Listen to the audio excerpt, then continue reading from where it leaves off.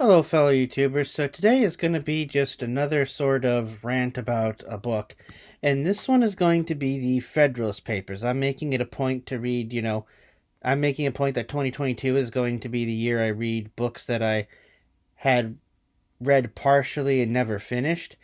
And that includes books that maybe an excerpt was assigned to me by a class or something, and I just read that excerpt but never read the rest of the book. And the Federalist Paper is one of those. I imagine quite a few people had to read one or two Federalist Papers when they were in college, maybe even high school, taking civics or taking some history or government class. Now, two things really struck me about the Federalist Papers. First off, how knowledgeable some of those early framers of our Constitution and advocates for independence were. How they'll reference multiple other countries and talk about their governing systems, and not only talk about their governing systems, talk about changes that were made in their governing systems over 100 years before the time of the writings.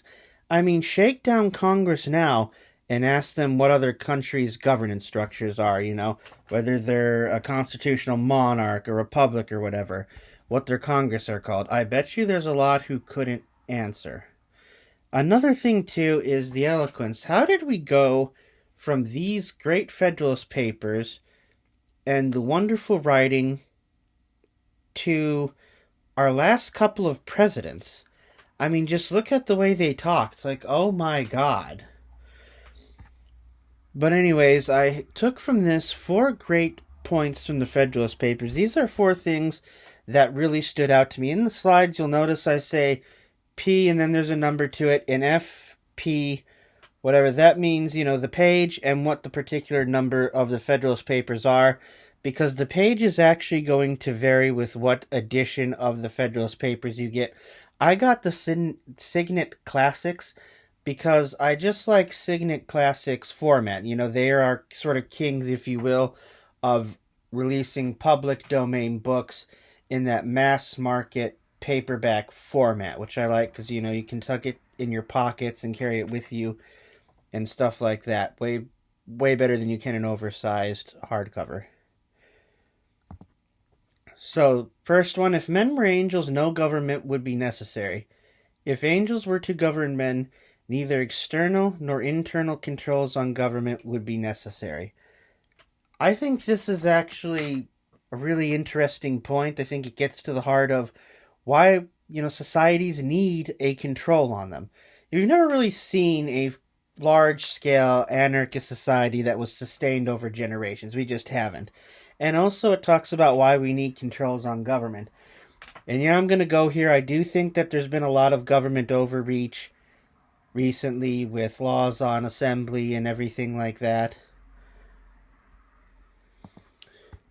The art of war teaches general principles of organization, movement, and discipline which apply universally.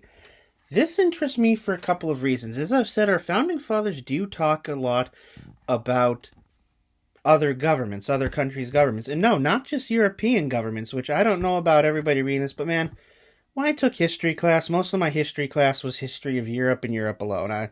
The American education system is what it is, and you gotta learn a lot of stuff on your own. So it amazed me how many references they make to other countries. Now, with this, with the quote, The Art of War, I don't know if they're referencing just war, or if they're referencing the actual work by Sun Tzu. I actually love The Art of War, and in fact, in February, in addition to whatever books I'm reading, and I want to try to read a lot, just I read in January, because, I've stopped partying and all that, stopped drinking, have a lot of time on my hands. I want to read a chapter of the war, every day throughout the month, and it's a short book, so I'd actually have read The Art of War several times in February, is when I'm planning on doing this.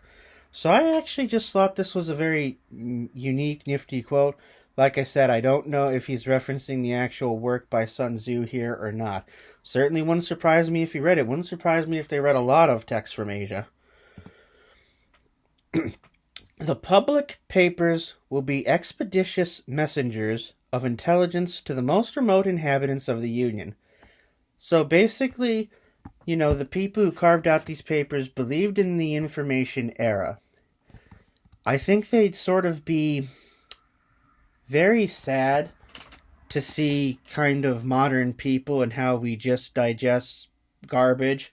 I've often made the joke, and I know this sounds like a bad thing to say, but Americans are a people with information at our fingertips, but you're not going to make us read, which is a jab, but it's a jab that I do find somewhat true.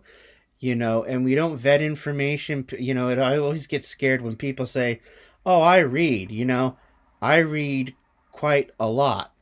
I'm going to, I'm on Facebook all the time. It's like, yes, Facebook, which doesn't vet any information, should be total crap. So, yes, the public papers will be expeditious messengers of intelligence to the most remote inhabitants of the Union. It's, of course, a bit sad. In the past couple of years, journalists are not really a trusted profession anymore. That's just, it is what it is, unfortunately. I'm going to try to steal from Tom Clancy here when he was at, I think, a press dinner or something like that. He said, journalists actually have an important job to do. I just wish they'd take it more seriously.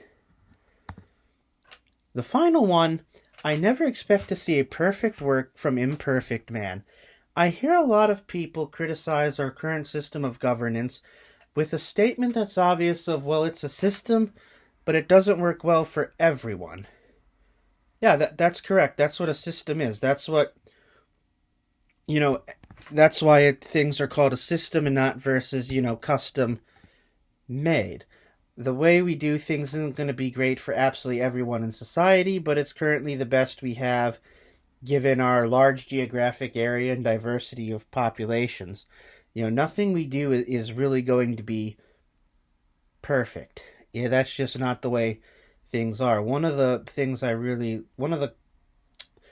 works I really like is Meditations by Aurelius. I encourage everybody to go out and buy a copy of that and read it this year. It's a classic work on the thoughts of, statecraft and undeserved celebrity and everything like that. And it starts off with him saying, I was taught honesty by this family member, I was taught work ethic by... No one's going to be all things for you all the time. That's just reality. And I think our current cancel culture could really learn a lot if it just read that and if it just understood that. So these are the very final points here I wanted to make about the Federalist Papers. I hope you enjoyed this, and I urge every American out there, regardless of political background, affiliation, or voter status, to try to at least read some of these Federalist Papers.